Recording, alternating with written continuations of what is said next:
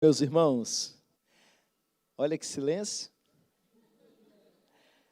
Às vezes a gente tem que tirar as crianças do ambiente, faz parte do assunto de daqui a pouco, né? Da agora, na verdade. Abra sua Bíblia em 1 Coríntios capítulo 7. Eu queria que marido e mulher sentassem juntos nesse momento, na medida do possível. Eu sei que alguns casais estão sozinhos aqui hoje, né? E o marido ou a esposa vão ter que assistir em outro momento. Mas você que é casado e que o marido ou a esposa estão aqui, sentem juntos, deem as mãos. Deus vai falar com vocês, amém? E quem é solteiro aí? Vamos fazer assim, quem é casado dá um glória a Deus. Quem é solteiro fala misericórdia. Quem sabe não é hoje aqui que Deus vai revelar, né? Uma pessoa certa aí para você.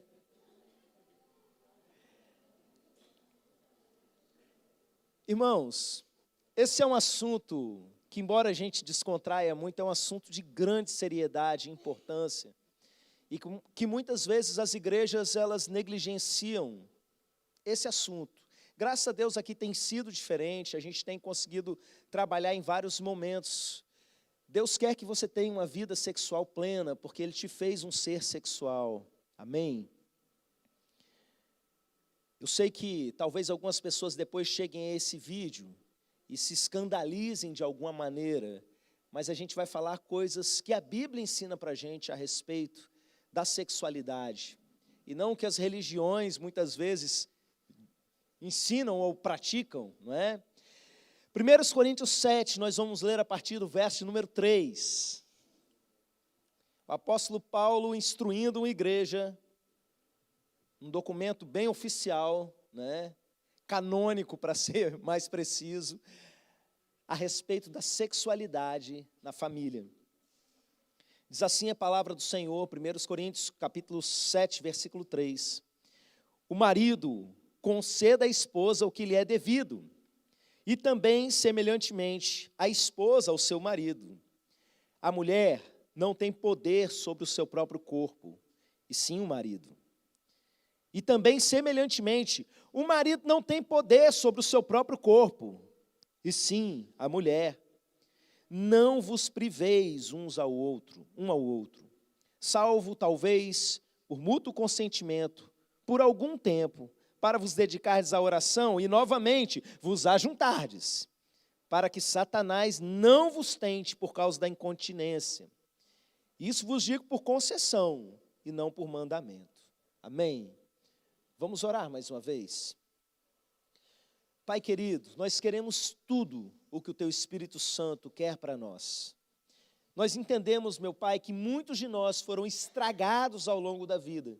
E nós temos sofrido grandemente para ajustar essa área tão importante na vida da gente. E nós pedimos que, à luz da Tua palavra, sejamos restaurados, meu Deus. E que assim como nós temos criado uma cultura de proteção sobre as crianças dessa geração, que também seja criado, meu Pai, uma cultura de proteção e santidade, a vida sexual no casamento, em nome de Jesus. Amém. Amém. Irmãos, é comum no meio evangélico a gente ouvir até mensagens que abordam as questões de sexualidade, naquela parte do não pode. E normalmente quando se abre para fazer pergunta, o que as pessoas querem ouvir é o que pode e o que não pode, né? E muito pouco, às vezes, é explorado daquilo que realmente a Bíblia ensina. E existe uma razão para isso. O texto fala para a gente que Satanás está ali pronto para atacar o casamento das pessoas. É claro que não é a figura do próprio príncipe das trevas ali dentro de cada casa, mas Satanás como uma metonímia de todo o reino das trevas, que está ali organizado sim para atrapalhar a vida da gente. E quando eu digo que o reino das trevas, ele vem atrapalhar a vida sexual das pessoas, para que elas não vivam aquilo que Deus planejou para elas, não tem a ver simplesmente com as coisas que acontecem ou com tentações momentâneas. Tem a ver muitas vezes com ensinos errados que foram plantados no meio da igreja. Ensinos errados que foram difundidos geração após geração. Só para vocês terem uma ideia, meus irmãos, existiu lá no início da igreja primitiva um grupo chamado de gnósticos. E esse grupo pensa num povo perturbado das ideias, endemoniados mesmo, que estavam o tempo todo tentando convencer a igreja de que coisas que Deus fez para o prazer nosso, para a nossa felicidade, eram ruins porque tinham a ver com a vida na carne. E o pior é que esse grupo conseguiu contaminar e contamina até hoje, porque na verdade eles são movidos pelo reino espiritual das trevas. Só para vocês terem uma noção, a gente aprende, Paulo ensinando a Timóteo, ele diz o seguinte: é necessário que o bispo, ou seja, o líder da igreja, a palavra bispo é o supervisor, né? O bispo da igreja é necessário que ele seja casado, marido de uma só mulher e que tenha os filhos em sujeição, ou seja, a pessoa que lidera a igreja não só tem que ser casado, mas tem que fazer filho, né? O modelo ali que ele está apresentando. E esses filhos têm que ser exemplo. E aí, o texto continua e acrescenta um detalhe, presta atenção que doideira. O texto diz assim: chegará um tempo em que as pessoas vão dar ouvidos à doutrina de demônios e vão proibir o casamento e outras coisas. E aí fala a respeito dessas coisas, que são coisas que Deus deu para a gente dar graças a Ele mesmo. E o que acontece? Passam séculos e séculos e séculos, e dentro do cristianismo institui-se uma coisa chamada celibato obrigatório para os padres. Mesmo a Bíblia avisando: olha, isso é doutrina de demônio, não vai nessa não, é furada. Eles chegaram numa doideira tão grande de dizer que a sexualidade é pecado de tudo quanto é jeito, que pessoas que eram chamadas santas, de repente não, se essa pessoa aqui, ela é santa, ela não pode ter feito sexo, mesmo tendo sido casada. A doideira chegou num nível deles dizerem que o pecado original lá de Gênesis era o sexo. Como assim, gente? Indo contra completamente o que está claro na narrativa. Qualquer criança que for ler o texto vai entender, qualquer criança que saiba o que é sexo, né? Que não tem como você conciliar uma coisa com a outra. E é forte o que a palavra de Deus diz ali em Gênesis 2, tá? Irmãos, Deus cria o homem. E aí, a comunhão plena do homem com Deus. A presença de Deus plena junto ao homem. Depois de criar o homem, Deus dá um trabalho para o homem.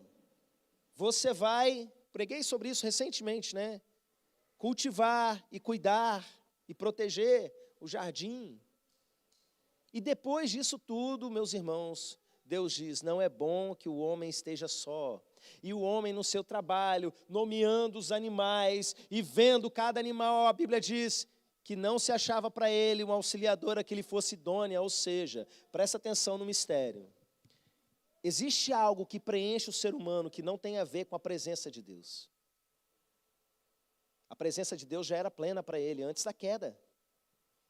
Existe algo que preenche o ser humano que não tem a ver com o trabalho dele, o seu propósito, o seu destino, o seu senso de utilidade, de realização. O homem já tinha isso, Deus já tinha dado um propósito para ele. E aí ele fala: precisa agora de uma outra coisa, não é bom que o homem esteja só. E aí ele faz a mulher, tirando parte do homem. E a poesia ali é toda muito bonita, né?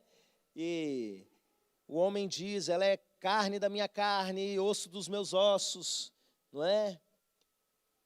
E o que acontece nesse momento? Deus vira para eles e fala: agora vocês vão se multiplicar e encher a terra. Isso antes do pecado entrar na terra, meus irmãos. Do que ele estava falando? Agora que eu fiz vocês, façam bastante sexo. Como que alguém vai entender que o sexo surgiu na humanidade a partir do pecado original? Vai brotar assim, né, órgãos sexuais, com zonas erógenas, né, como o pastor falou agora há pouco, terminações nervosas próprias para dar prazer, todo um sistema reprodutivo. E antes era o quê? O homem se reproduzia como por brotamento. Nasceu uma pessoa aqui da minha orelha, pof!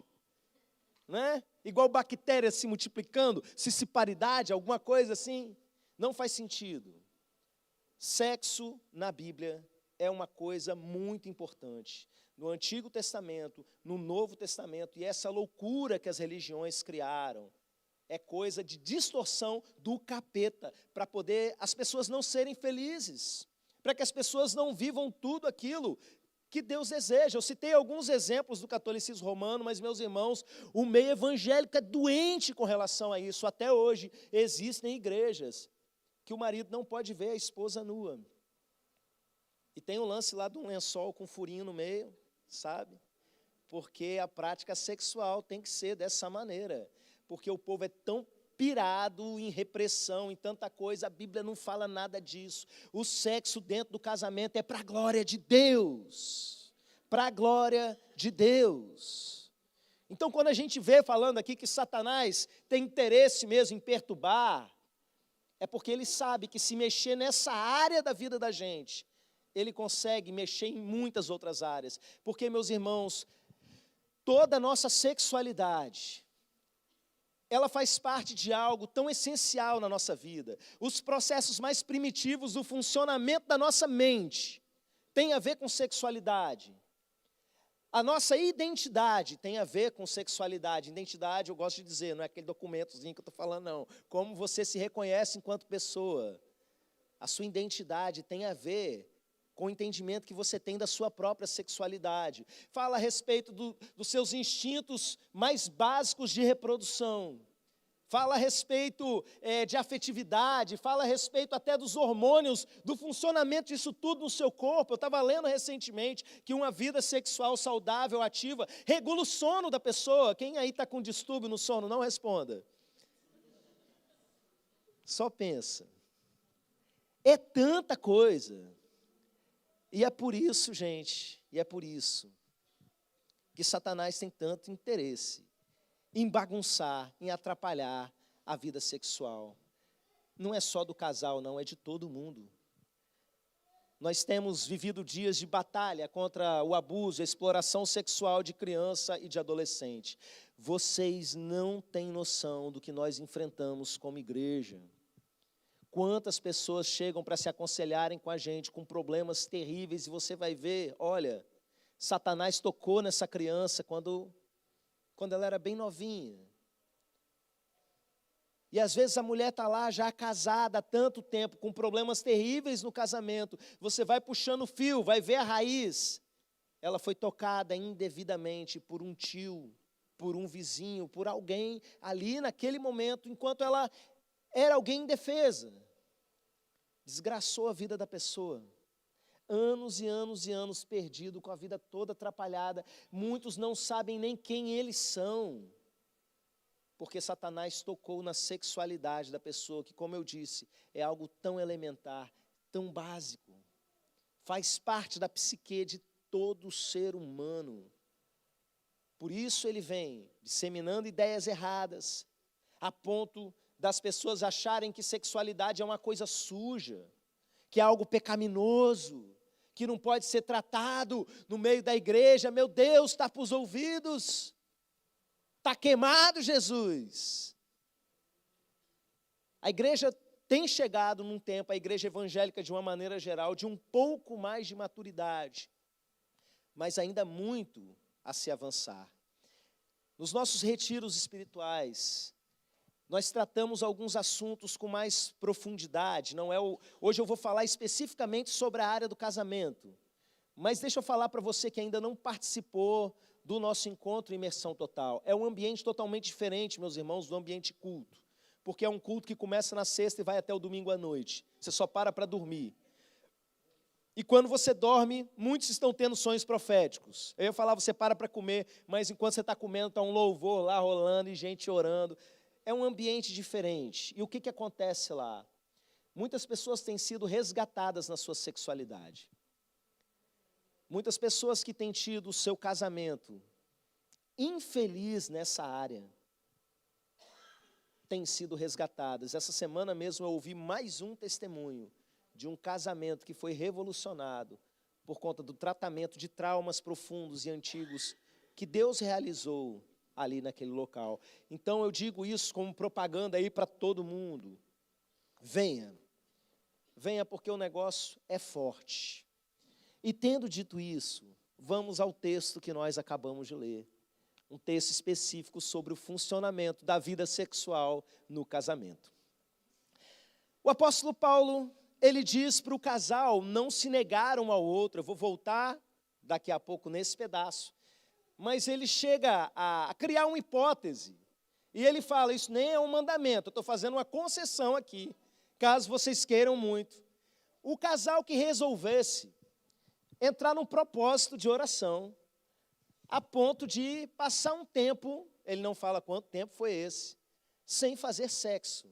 E ele diz assim, esse tempo precisa ser curto, esse tempo precisa ser com mútuo consentimento, porque se o marido resolver falar, vou fazer um propósito de oração, hoje eu vou orar e a gente não vai fazer sexo, e a mulher falar, não, acabou, é noite de sexo, acabou a oração. Com mútuo consentimento. Tem que ser por pouco tempo.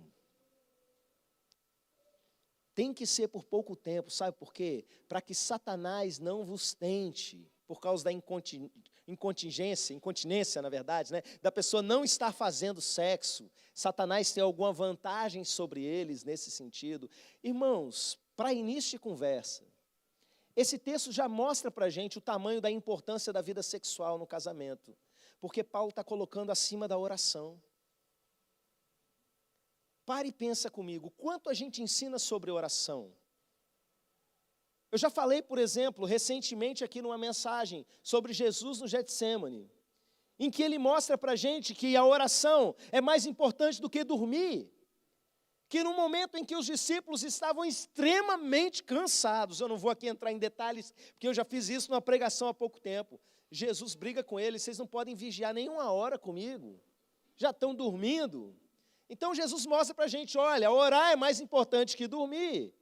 E agora Paulo vai dizer, sexo é mais importante que oração, pelo menos nesse contexto. Ele está mostrando que para vencer as tentações de Satanás no meio do casamento, não é oração que vai resolver, não. Você vai vencer Satanás fazendo sexo. Já parou para pensar nisso?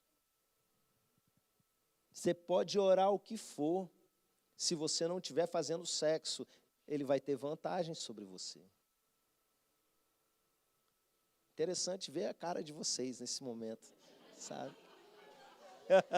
Está todo mundo assim, sexo é batalha espiritual.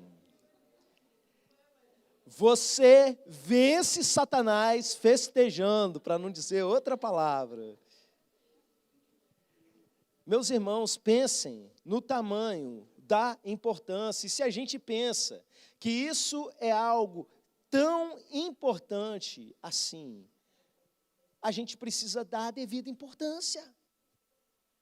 Você sabe por quê? Porque às vezes os casais estão apanhando nessa área, porque eles não dão a importância que a Bíblia mostra que tem. Eu vou dar um exemplo para vocês. Uma amiga minha, pastora Briane, esposa do pastor Marcelo Giovernardi, eles já ministraram aqui nessa igreja. Ela fez uma pesquisa numa igreja grande aí de Vitória, sobre os motivos. Ela pesquisou com todas as mulheres da igreja qual era o principal motivo que impedia elas de terem uma vida sexual mais frequente. E, meus irmãos, a resposta que ganhou assim disparado de todos os motivos era preguiça. Ai, dá uma preguiça. Tem que ir lá escolher uma calcinha adequada, não sei o que e tal. Estou cansada, tem que acordar cedo amanhã. Que preguiça. E largavam para lá. Irmãos, tem situação que o casal está aí há tanto tempo sem fazer sexo, que eles falam, a gente fica assustado, escandalizado, mas por quê? A porta do quarto está quebrada e ele não arruma. O quê? R$2 um trinco? Aquele do ganchinho assim? Alguma coisa precisa ser feita. A gente aprendeu, por exemplo, aqui na quarta-feira foi dito, não me lembro se ontem foi dito também, que casal não tem que fazer sexo no mesmo quarto que as crianças. E tem criança dormindo no quarto do casal Há quanto tempo? Eu entendo, quando são pequenininhos, dá um trabalho e não sei o quê, mas eles vão crescendo, e aí? Ou você erra por um lado, ou você erra pelo outro lado. Mas o único acerto é tira. Minha casa é pequenininha, divide o pequenininho em 2 pequenininhos. Compra uns tijolinhos ali, faz uma parede no meio, pronto, quarto das crianças. Porque é importante, meu irmão. Isso é algo importante demais. E o texto, ele fala para a gente no início, a respeito do seguinte: não se privem um ao outro. A mulher, ela não pode se negar ao seu marido. Pague ao seu marido o que lhe é devido. Aí talvez a pessoa leia assim, isso é machismo. Isso aí é para o homem oprimir a mulher. Não, o texto está dizendo que o contrário também, homem. Você não é dono do seu próprio corpo. A dona do seu corpo é a sua mulher. Você não manda no seu corpo. Você não tem o direito de se negar para a sua mulher. É bíblico, gente. É bíblico. E presta atenção, porque eu vou falar em algumas coisas aqui, que você não pode fazer o uso desse texto para forçar a barra dentro de casa. A gente precisa ser maduro a esse ponto de entender que a Bíblia não é janela, é espelho. O que eu quero dizer com isso? Janela você olha para a vida alheia, espelho você olha para si mesmo. O que eu vou dizer aqui não é para você cobrar da sua esposa, cobrar do seu marido, é para você cobrar de você mesmo. E o que eu vou dizer? Se um não pode se negar ao outro. Um raciocínio direto que nós temos desse ensino é que quem define a frequência sexual no casamento não é quem quer menos, é quem quer mais. Silêncio na igreja.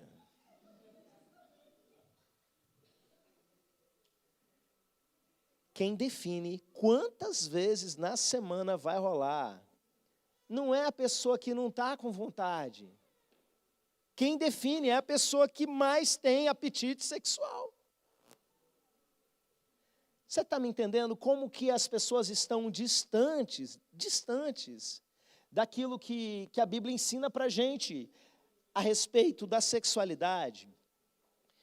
Se você entendeu isso, e se você quer ser obediente à palavra de Deus, presta atenção no que eu vou dizer. Eu vou dizer 2 palavras que podem mudar o seu casamento. Se vira. Dá seu jeito, a Bíblia não está dizendo que é assim. Eu vou te ajudar, daqui a pouquinho vou dar algumas dicas de como melhorar a situação e tal, mas a primeira coisa que você precisa entender é o princípio para dar certo, é ser obediente aos princípios que a Bíblia ensina para a gente. E a Bíblia está dizendo, o marido não pode se negar para a mulher. E está dizendo, mulher não pode se negar para o marido. Então, se um dos dois demonstrou que quer, tem que rolar. Pastor, não tem condição, não sei o que vai acontecer. Se vira. As crianças estão para lá, eu posso falar um pouco mais, né? Tem crianças pequenas aqui, ou uma dormindo. Meu irmão, minha irmã, usa a mão, usa os dedos, usa a boca. Mas se vira, acontece, tem que acontecer. Compra um lubrificante. É pesado o que eu estou falando para alguns ouvidos mais religiosos, mais sensíveis. Mas precisa acontecer. Eu vou seguir aqui com alguns conselhos para vocês. Por quê? Porque eu sei que você querendo obedecer, ainda assim você pode enfrentar algumas dificuldades.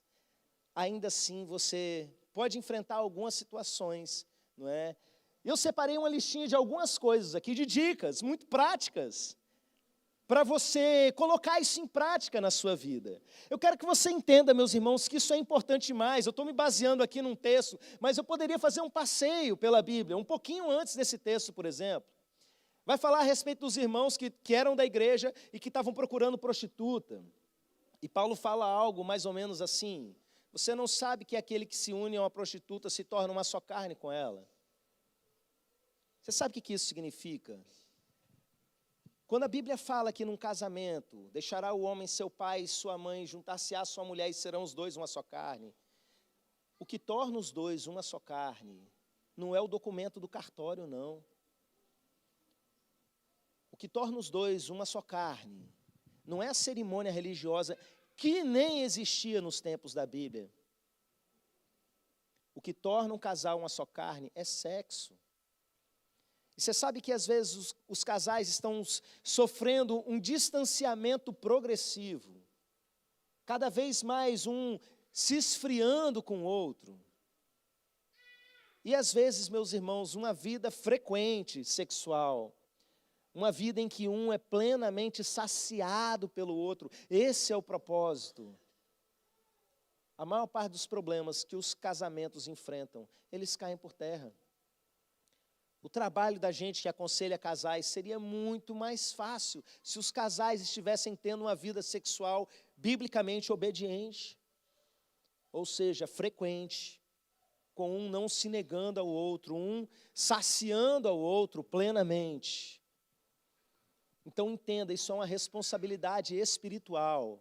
Agora há pouco o pastor André, na ministração dele, ele abriu um parênteses aí falando da sexualidade, não é? E ele falou algo do tipo, poderia até orar em língua, soltar uma rajada de mistério ali, se fosse permitido. É permitido, está valendo.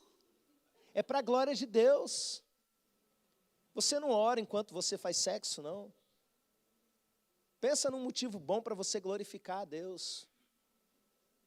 Tem orações, inclusive, pedindo, eu vou falar a respeito disso no final, orações específicas que você faz sobre alvos a serem alcançados no seu relacionamento sexual.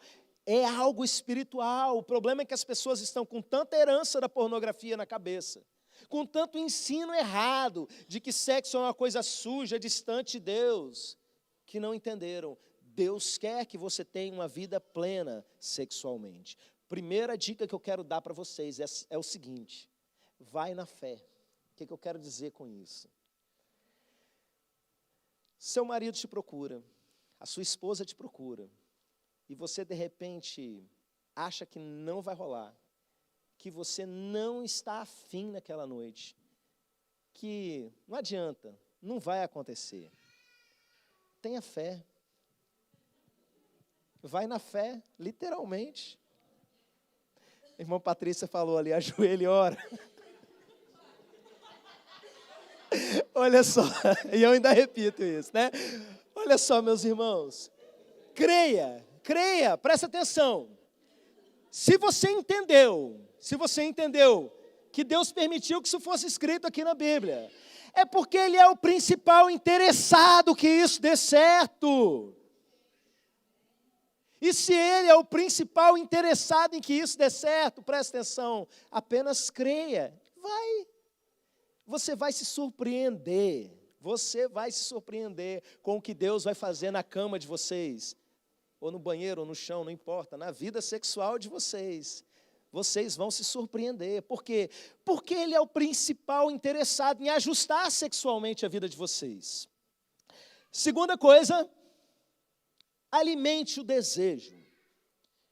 Eu ministro um pouco a respeito disso lá no encontro, quando eu falo a respeito de perversões, ensinos errados e como a nossa mente foi adestrada para o pecado, para exercer a sexualidade de forma a nos afastar de Deus. Mas eu ensino um princípio ali que se aplica também ao casamento. Desejo que não é alimentado, ele morre. A Bíblia ensina isso para a gente em alguns pontos, quando ele fala, por exemplo, a respeito do pecado, que o pecado primeiro ele é concebido, é igual o processo de uma criança nascer. Ele é concebido e ele é gestado, ou seja, ele vai crescendo dentro da pessoa, até chegar o momento de dar à luz, o pecado acontecer e gerar a morte. Só que isso não é só relacionado ao desejo ruim.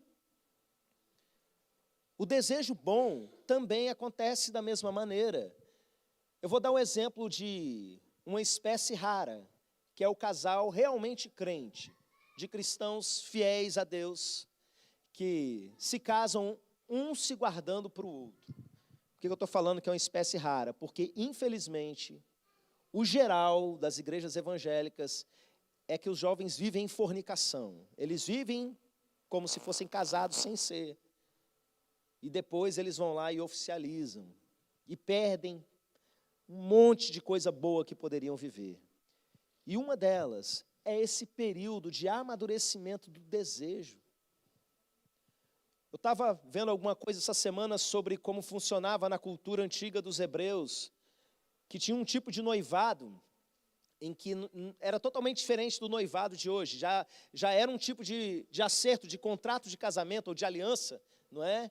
Mas que o ato ainda não era consumado, e eles passavam ali um tempo até que aquilo acontecesse. José e Maria, a gente lê no texto que Maria estava desposada com José, mas ainda não tinham consumado o casamento. Se um casal rompesse nesse momento, por exemplo, era preciso até divórcio, carta de divórcio e tudo, porque já existia um compromisso muito sério com eles.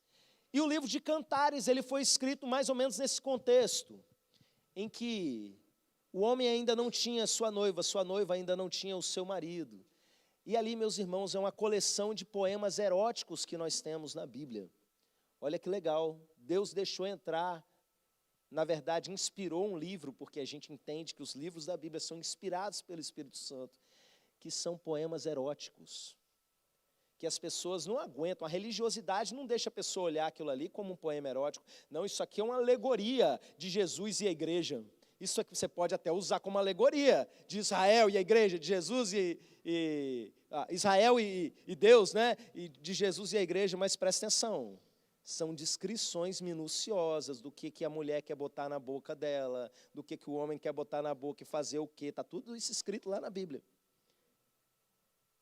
Um casal amadurecendo o desejo um pelo outro. É Adão olhando a natureza e não achando uma auxiliadora que lhe seja idônea, o período de solteirice de Adão. Aí o casal, quando casa, eles estão assim, no máximo do seu desejo. Por quê? Porque um ficava imaginando o que ia fazer com o outro. Quando eu casar, vou pegar desse jeito, fazer isso, vou fazer aquilo. E o desejo, quando ele é alimentado, o que acontece? O desejo aumenta. Aí o casal casou, e passam-se uns anos, e o que acontece? Não existe mais fantasia. Entenda, fantasia eu estou falando, essa imaginação sexual. Não tem mais, porque a mulher já tem um marido, está ali fazendo as coisas do trabalho dela, e, enfim, não alimenta o desejo pelo marido. O marido não alimenta mais o desejo pela mulher. E aí, desejo que não é alimentado, morre. Mas deixa eu te falar uma coisa. Morre por ela, tá? Morre por ele. Porque todo o impulso biológico que foi colocado dentro de você continua. É isso que Paulo está dizendo aqui. Vocês não podem parar, a não ser que seja por pouco tempo, para que Satanás não tente vocês. Você sabe por quê? Porque o desejo continua. E o seu desejo precisa estar totalmente direcionado para sua esposa. Porque se não está acontecendo, daqui a pouco esse desejo vai escapulir em alguma direção. Algum sonho que não deveria estar ali vai aparecer, vai manifestar. Alguma pessoa na rua vai atrair o seu olhar, e Satanás é mestre de colocar tentação no caminho de pessoas que não estão tendo uma vida sexual conforme a Bíblia ensina. Então presta atenção. Volte a fantasiar, não é pecado não, gente. A masturbação, o ato sexual isolado, sozinho, isso aí não é disso que eu estou falando. Eu estou falando de você alimentar o seu desejo sexual. Algumas pessoas têm muito bloqueio com relação a isso, sabe? Justamente por conta de ensinos errados que tiveram e acham que isso tudo está errado. Meu Deus do céu, vou ficar pensando nessas coisas. Ai, Jesus, pensa mesmo, quando seu marido chegar perto de você, avança. E vice-versa. É assim que é para ser. Então vamos lá para a próxima dica. 3. Prepare o momento. Prepare o momento. E deixa eu falar a respeito de momentos especiais, né? Antes de eu detalhar o que é isso, preparar o momento. Eu já ouvi até pastores ensinando, ministrando, pastores moderninhos, né, falando a respeito dessas coisas, mas ensinando uma coisa que eu não concordo, falando o seguinte, que Determinadas experiências sexuais do casal, elas não eram válidas, do tipo, na verdade você não está fazendo sexo com a sua mulher, você está usando ela para se masturbar e não sei o quê. Gente, é dois. Está inventando pecado que não existe, botando peso sobre as pessoas. Por que eu estou falando isso? Porque existem alguns casais, e eu já ouvi isso da boca de casal crente, dizendo o seguinte: se for para não ser do jeito que tem que ser, completo, né? 3 horas de duração, 4 horas de duração, ô glória. Melhor nem fazer. Mentira, não cai nessa conversa. Não caia nessa conversa, sabe por quê? Vamos mudar de sexo para comida que você vai me entender. Um jantar especial, você faz algumas vezes ao longo do ano. Ou melhor dizendo, né, para aproximar mais da metáfora, algumas vezes no mês ou uma vez na semana, você realmente prepara aquela mesa especial. Mas aquilo que te sustenta todo dia é o feijão com arroz ali. É aquela comida que você está jantando, que sobrou do almoço, que é a sobra da janta anterior, e você misturou ali, entendeu? Pegou ali na geladeira, jogou uma farinha, vamos comer, vamos trabalhar, vamos se virar. Você sabe que não é todo dia que você vai jantar num lugar caro. Um irmão estava compartilhando aqui comigo. Eu fui jantar num lugar especial, aí foi uma facada, né? Facada? Foi uma peixeira aquilo ali. Mas nunca comi uma comida tão boa na minha vida. Mas quantas vezes foi lá? É importante, eu falei, tem que fazer uma média com a mulher mesmo, leva mesmo, junta dinheiro e vai, né? Mas, no dia a dia você precisa se alimentar. Eu estou falando tudo isso, fazendo toda essa introdução para você entender o valor de uma rapidinha.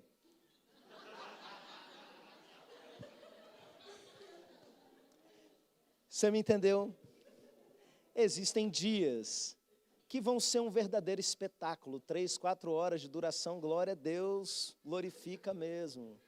Mas o do todo dia, e é para ser todo dia, meus irmãos. É claro, existem variações ao longo da vida, eu estou aqui brincando um pouco, né? Entenda, precisa acontecer. O tópico que eu falei que eu vou falar agora, e deixa eu falar, é prepare o ambiente, se prepare para o momento. Tenha momentos especiais. Lembra lá da pesquisa que eu falei? A mulher não queria ter o trabalho. Olha o nível da preguiça. De abrir uma gaveta e escolher uma calcinha, entre outras. Irmão, isso é demônio, não tem outra explicação, não. É Satanás querendo atrapalhar a vida do casamento mesmo. Misericórdia. Uma gaveta cheia de lingerie especial, que nunca é usada. Tem alguma coisa errada? Prepara o ambiente. Homem, cuide da sua higiene, pelo amor de Deus. Às vezes o problema para que não haja frequência é porque alguns homens não têm uma higiene adequada. Se perfumem um para o outro. Quem sabe, prepare uma música especial, bota ali de fundo. Prepare um ambiente, mostre que você valorizou a pessoa, mostre que você quis aquele momento, que você desejou esse momento. Próximo. Toda energia sexual deve ser direcionada para o seu marido ou para o seu esposo. Olha só, meus irmãos, Jesus disse que se você olhar para alguém com intenção impura, com cobiça, né, no seu coração você já cometeu adultério contra essa pessoa. Eu tenho aprendido, meus irmãos, que esse princípio, ele não tem a ver simplesmente com o adultério em si, mas com o fato de que toda a sua tensão sexual, toda a sua energia sexual precisa estar direcionado para uma única pessoa no universo. Existem hormônios trabalhando em você, existe toda a formação da sua sexualidade que faz com que você goste do sexo oposto. E enquanto você era solteiro, talvez você tinha olhares para todas as direções, mas a partir do momento em que você se casou, que você entrou em uma aliança com uma pessoa, toda a sua energia sexual, todo o seu impulso, todo o trabalho hormonal do seu corpo precisa estar 100% direcionado para uma pessoa, que é essa pessoa com a qual você se casou. Vamos lá, próxima. Torne-se um especialista um no outro. O mundo tem uma ideia, que é mais uma dessas mentiras que Satanás conta, que a pessoa boa de cama é aquela que tem muita experiência. Experiência tem a ver com ter pego muita gente nas baladas, experimentado de tudo nessa vida. Irmãos, isso é uma burrice sem tamanha de gente que não entende nada de sexo. Você sabe por quê? O cara vai lá e pegou 100 mulheres em determinado tempo antes de casar. O que ele sabe sobre a mulher dele? Cada mulher é única. Cada mulher vai gostar de uma determinada coisa, vai se excitar de uma determinada maneira. Esse monte de conhecimento só serviu para encher eles de porcaria, de ensino errado, de fragmentar uma série de coisas que não deveriam ser fragmentadas. Não vou aqui entrar nesse detalhe, no encontro a gente trabalha um pouco mais a respeito desse assunto, mas enfim. Quem sabe realmente fazer sexo é quem está casado há 30, 40, 50 anos. Respeite os velhinhos que ainda estão casados. Você não gosta de imaginar isso não, né? Mas respeite os velhinhos que ainda estão casados. O casamento é para um se tornar especialista no outro. Marido, você precisa entender da sua mulher e dominar de tamanha proporção, eu falo não dominar a pessoa, dominar o conhecimento a respeito dela, para que você consiga seduzi-la em momentos em que ela não está demonstrando nenhum interesse. Você sabe o que deixa ela doida, doida mesmo? Você sabe, mulher, o que realmente deixa o homem maluco, o seu homem maluco? Para a mulher é mais fácil, o homem geralmente é mais visual, mas depois que já está acontecendo, você sabe realmente, você é uma pessoa especialista em dar prazer para ele, em saciá-lo. Irmãos, eu tenho aconselhado homens há alguns anos, e às vezes alguns homens casados vêm com uma determinada queixa para mim, falando das dificuldades no casamento, e que tem caído muito na masturbação e na pornografia. E é claro, eu puxo a orelha, e eu ensino, e eu falo como é que tem que ser, você vai batalhar em oração e tal, você larga de ser sem vergonha, mas vamos combinar que um homem casado com uma mulher espiritual, ele não devia nem ter energia para se masturbar. Não tem alguma coisa muito errada, à luz desse texto que a gente acabou de ler, de um não se negar ao outro? Por que esse homem ainda está tendo espaço para isso na vida dele? Ele está errado? Está errado. Não pense que eu alivio para o lado deles, não. Mas uma mulher crente, uma mulher sábia, espiritual, não pode deixar esse tipo de brecha acontecer. Então, torne-se um especialista em seduzir o outro e dar prazer ao outro. O mundo fala muito de sedução, mas eles querem seduzir todo mundo. As mulheres às vezes se vestem para seduzir qualquer pessoa na rua, até as outras mulheres. E às vezes dentro de casa, que é o lugar onde ela realmente deveria exercer isso, não está acontecendo. Prosseguindo, aproxime o coração. Irmãos, a maior parte das vezes em que um casal não está praticando a sua vida sexual, eu sei, existem muitos motivos, eu citei alguns aqui, mas são problemas de relacionamento, brigas que eles tiveram, e viram uma bola de neve. Por quê? Porque se eles estivessem fazendo mais sexo, eles estavam brigando menos. Por quê? Sexo gera unidade no casamento. Mas olha só, se eles estão brigando, como é que vai colocar isso em prática? E por que a gente briga tanto? Porque nós somos movidos ainda pela programação do reino das trevas em nós, pela nossa carnalidade, a nossa humanidade caída, que funciona baseada em vingança. em raiva e vingança. E muitas mulheres têm usado o sexo como arma para dizer o seguinte: ó, eu estou com raiva, não vai acontecer. Eu estou com raiva, não vou dormir do lado dessa mulher. Estou com raiva, vou botar meu colchão lá na sala, vou dormir no sofá, vou fazer alguma coisa. Irmãos, não façam isso. A minha mãe ensinava uma coisa, ela ensinou para a gente, ensinava para o pessoal que estava se preparando para casar, que era o seguinte: não vá dormir sem dar um beijo na boca. Se você está com muita raiva, é a versão tia Cleia para o não se põe o sol sobre a vossa ira, que Paulo falou, né? Eu sei que é difícil, meus irmãos, mas é algo extremamente necessário. Você não pode guiar o seu relacionamento baseado na dureza do seu coração, na sua falta de perdão, na vingança. Precisa resolver e resolver logo. Uma vez eu ouvi uma pessoa dizendo que toda vez que um crente sai da cama, deixa a mulher porque brigou e vai dormir no sofá, um demônio deita no lugar dele. Não sei se é verdade, não. Eu, sinceramente, não gosto nem de pensar na possibilidade. Mas, se você for parar para pensar em termos de estratégias espirituais, você está dando lugar para o capeta mesmo. Não deis lugar ao diabo, não se põe o sol sobre a vossa ira. É exatamente.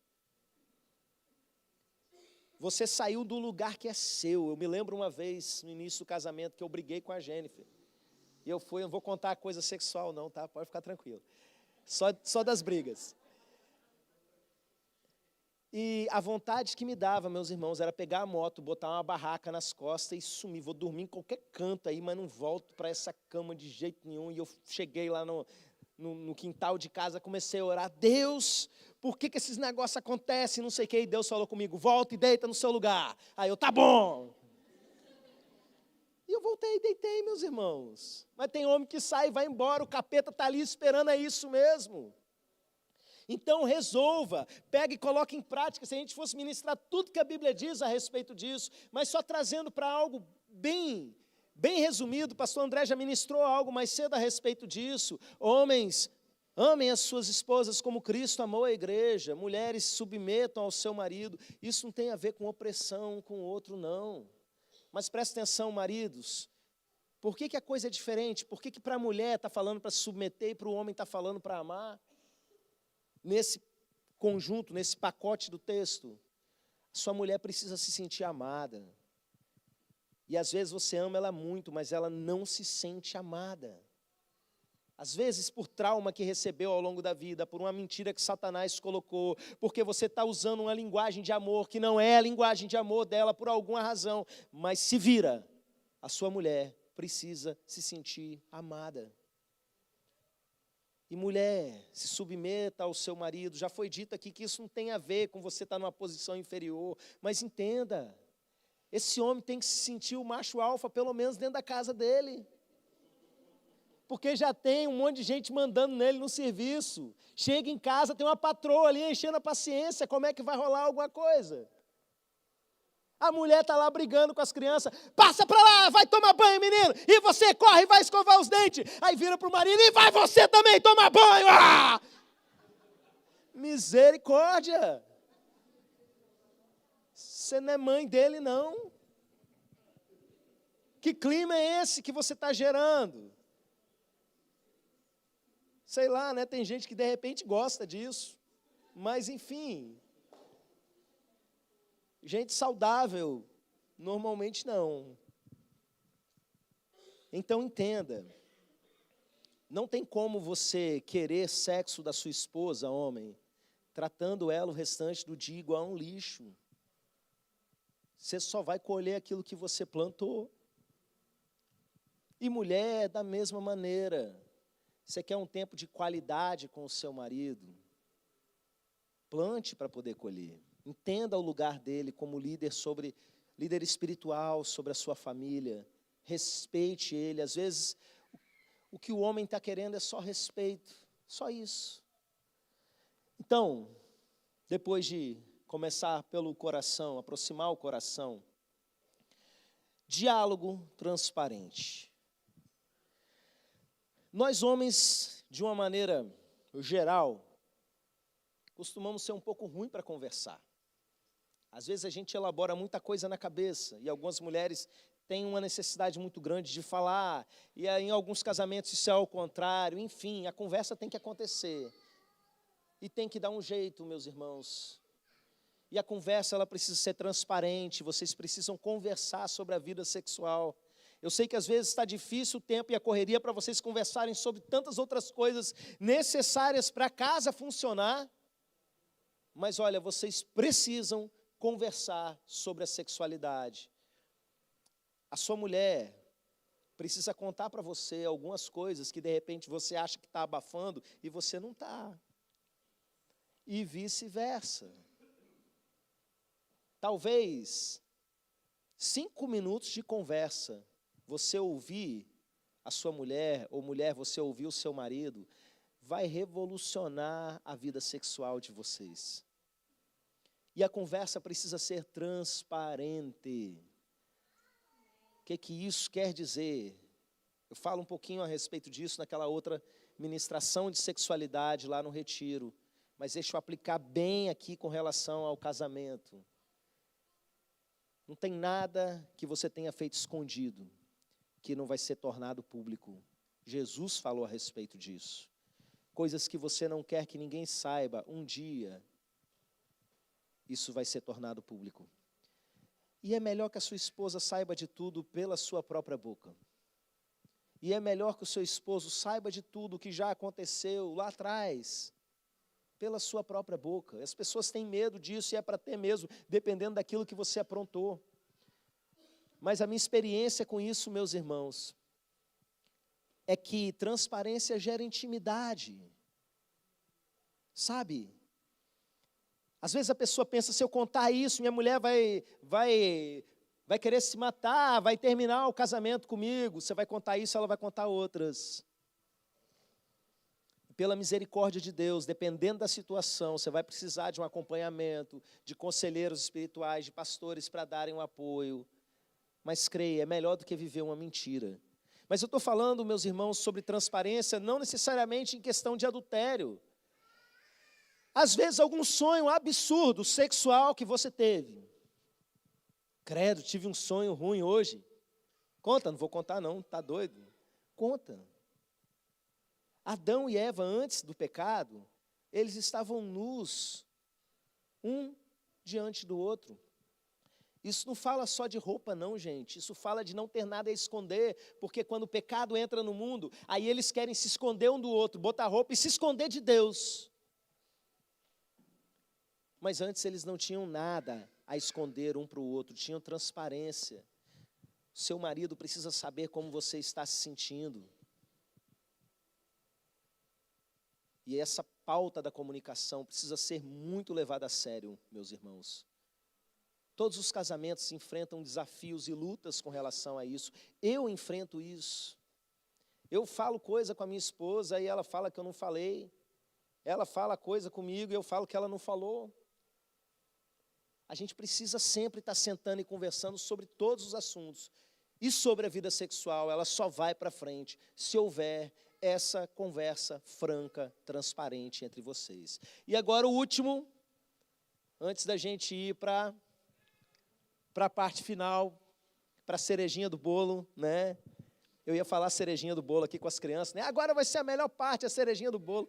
Eu calei a boca, senão eles iam chegar lá em cima pensando que ia ter sorvete, o bolo, né? Mas você me entendeu. A melhor parte, meus irmãos, a gente vai daqui a pouco que vai ser um orando com o outro, mas a última dica que eu tenho para dizer para vocês é sobre oração.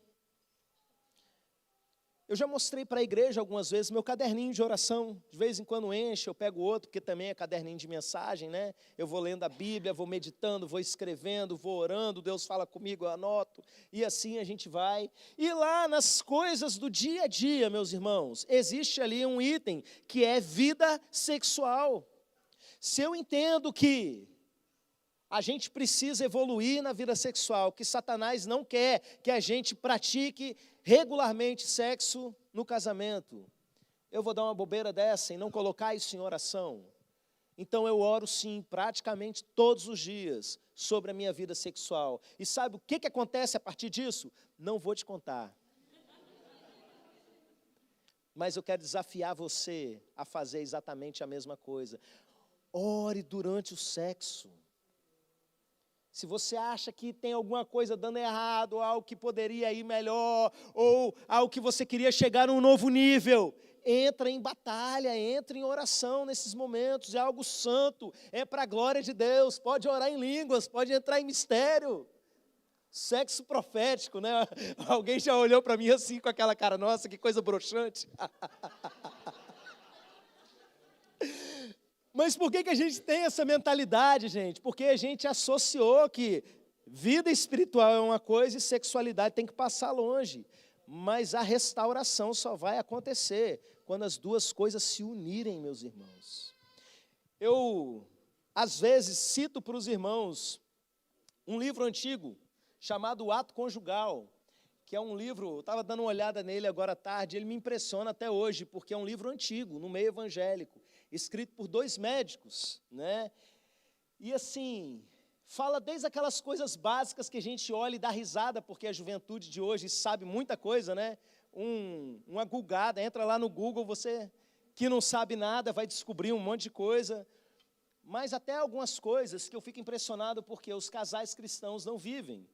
Diz assim, trechinho do livro, o Dr. Milles, acima citado, sugere o seguinte: o bom ajustamento conjugal consiste em 3 fases que os casais precisam aprender. São as seguintes: primeiro, atingir o orgasmo. Segundo, atingir o orgasmo pelo ato sexual. Terceiro, atingir orgasmos simultâneos ou bem próximos no ato sexual. E depois ele vai seguir dizendo que, além dos orgasmos serem simultâneos, eles devem ser múltiplos. E eu sei que grande parte de vocês, para não dizer todos, ainda não chegaram nesse nível de experiência. E como é que vocês vão chegar nisso? Primeiro, praticando. É engraçado esse livro, eu recomendo ele para vocês, ele vai ensinando exercícios sexuais para o casal recém-casado, sabe? E fala assim, o casal iniciante, a mulher tem que ter pelo menos ali 2 orgasmos seguidos. Eu fico olhando assim, né? E um monte de mulher casada tanto tempo que não sabe nem o que é isso. Que só viu em filme, né? Mas nunca experimentou. Não é isso que Deus quer para a sua vida, não.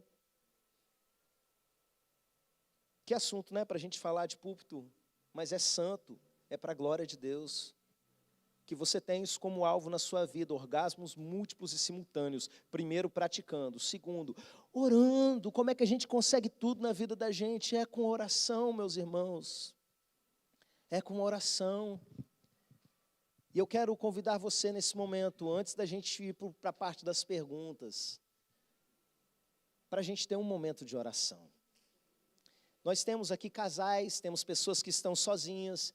Você que está sozinho, você vai orar pelo seu casamento, ou você que não está casado, ora pelos casamentos da igreja, ora pelos casamentos da sua família. Mas você que é casado, você que nos acompanha à distância, está aí, marido e mulher, vira a cadeira um para o outro nesse momento, encosta joelho com joelho, olho no olho, e vocês vão orar.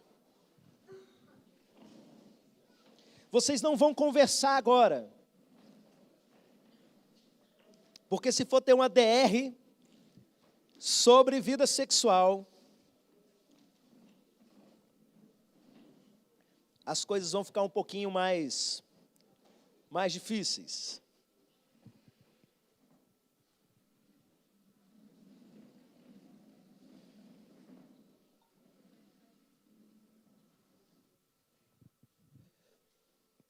Vamos orar.